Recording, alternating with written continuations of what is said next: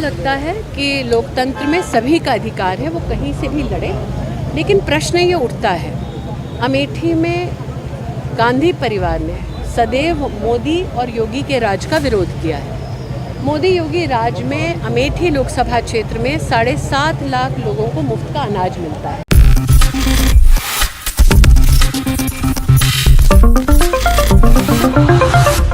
इन दिनों स्मृति ईरानी को लोग सुनना चाह रहे हैं, लोग स्मृति ईरानी को देखना चाह रहे हैं, और इसलिए कि महंगाई पे वो कैसे बोल रही हैं और देश की बेटियों पे हो रहे जुल्म के बारे में क्या सोच रही हैं।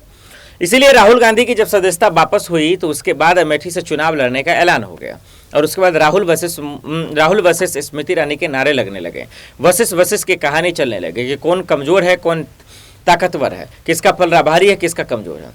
इन 2 दिनों के दौरे पर गई अमेठी स्मृति ईरानी ने एक बड़ा ऐलान कर दिया। उनके ऐलानों को जरा सुनिए कि क्या कुछ कह रही हैं राहुल गांधी को लेकर। अजय राय लगातार बयान दे रहे हैं कि राहुल गांधी यहाँ से चुनाव लड़ेंगे, जबकि राहुल गांधी लद्दाख। मुझे ऐसा लगता है कि लोकतंत्र में सभी का अधिकार है, वो कहीं से भी लड़े, लेकिन प्रश्न ये उठता है, अमेठी में गांधी परिवार ने सदैव मोदी और योगी के राज का विरोध किया है। मोदी योगी राज में अमेठी लोकसभा क्षेत्र में 7.5 लाख लोगों को मुफ्त का अनाज मिलता है। क्या गांधी परिवार को लगता है कि गरीब अपने अधिकार का अनाज छोड़ देगा मात्र इसलिए ताकि गांधी परिवार पनप सके? क्या गांधी परिवार को ये लगता है कि अमेठी का 5 लाख किसान अपना सालाना 6,000 रुपया छोड़ देगा मात्र इसलिए ताकि गांधी खानदान का नाम चमक सके? क्या गांधी परिवार को ये लगता है कि अमेठी में 90,000 परिवारों को जीवन में पहली बार घर मिला, घर की चाबी मिली?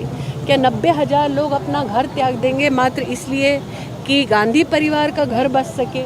क्या अमेठी में आज 3 लाख लोगों को जीवन में पहली बार शौचालय मिला? आपको लगता है वो अपना शौचालय इसलिए छोड़ देंगे अमेठी में ताकि गांधी परिवार चमक सके?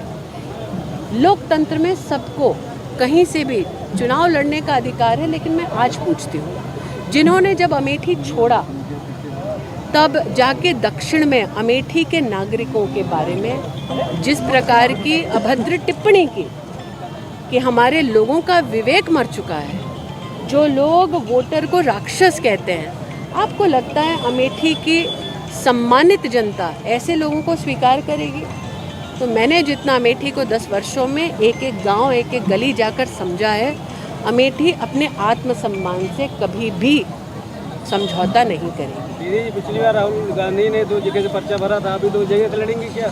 मैं इतना ही कहना चाहूँगी, वो अपनी पार्टी के मालिक हैं, मैं अपनी पार्टी की कार्यकर्ता हूँ, लेकिन भागने की इतिहास मेरा नहीं रहा है, उनका रहा है। देश और विदेश की सबसे बड़ी एयरक्राफ्ट कंपनी अमेठी में स्वास्थ्य के प्रति और छोटे बच्चों की शिक्षा के लिए योगदान देने आए हैं। बोइंग कंपनी का मैं और मेरी पार्टी के सभी कार्यकर्ता विशेष आभार व्यक्त करते हैं। ट्रॉमा सेंटर में CT स्कैन की व्यवस्था के साथ साथ आज यहाँ पर हमने संकल्प लिया है कि 100 से ज़्यादा मेडिकल कैंप्स हम लोग इंडियन मेडिकल एसोसिएशन, CMO साहब, बोइंग और डॉक्टर्स फॉर UK सौजन्य से करेंगे। अमेठी के इतिहास में पहली बार डिजीज़ मैपिंग हुई है, मतलब हर गांव में किस प्रकार की बीमारियां हैं, हर ब्लॉक में, न्याय पंचायत में किस प्रकार से स्वास्थ्य की कोई चुनौती है, ये करना डिजीज़ मैपिंग बहुत ही अनिवार्य था ताकि आगे की स्वास्थ्य की दृष्टि से जो पृष्ठभूमि बनानी है, जो समाधान देना है, वो देने के लिए ये कार्य मेरे निवेदन पर ज़िला प्रशासन ने किया, उसके लिए उनका आभार व्यक्त करती हूँ।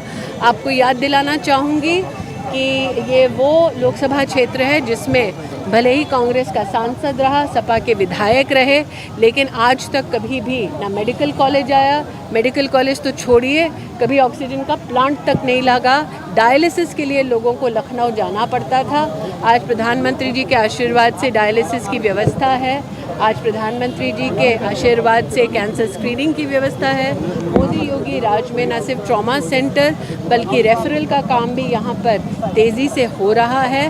और अमेठी एकमात्र वो लोकसभा क्षेत्र है जहाँ पर कोविड में ऑक्सीजन की कमी की वजह से किसी की भी मृत्यु नहीं हुई, ये रिकॉर्ड है। तो मेरे लिए ये बहुत ही संतोष की बात है।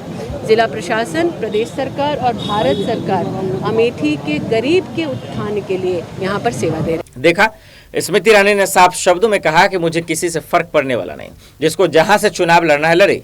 हमें हमारे जो हमारा जो नेतृत्व है, जो हमारी मंशा है, जो हमारे बीजेपी का हमारी सरकार का या फिर उनके पार्टी का जो रणनीति है उसी के तहत वो चलेंगे या फिर 2024 में सरकार बनाएंगे। खैर, स्मृति ईरानी का ये कहना तो ज़रूरी भी है, लेकिन जिस तरीके से हवा बह रही है शायद इस बार स्मृति ईरानी के लिए मुसीबत बढ़ जाए, क्योंकि महंगाई और देश में हो रहे बेटियों पर जुल्म को लेकर स्मृति ईरानी पूरी तरीके से घिरती नजर आ रही है। स्मृति ईरानी के बयान पर राहुल गांधी क्या कुछ कहते हैं ये तो आने वाले वक्त में पता चलेगा, लेकिन अभी दीजिए हमें इजाजत और आप देखते रहे नेक्स्ट टाइम न्यूज़। नमस्कार।